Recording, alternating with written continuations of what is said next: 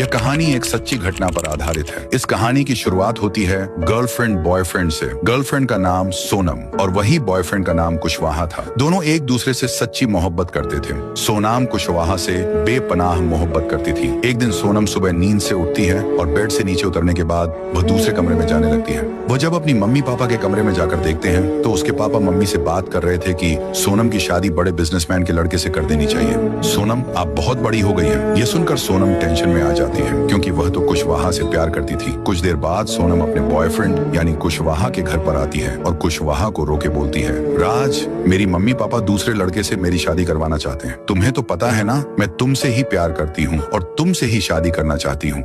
ये बात सुनकर कुशवाहा गुस्सा होकर बोलता कि तुम्हारे साथ शादी करने वाले को नहीं छोड़ूंगा, तुम बस उससे करो और हनीमून पर जाओ। जहाँ पर तुम दोनों रुके होंगे वहाँ का लोकेशन भेज देना।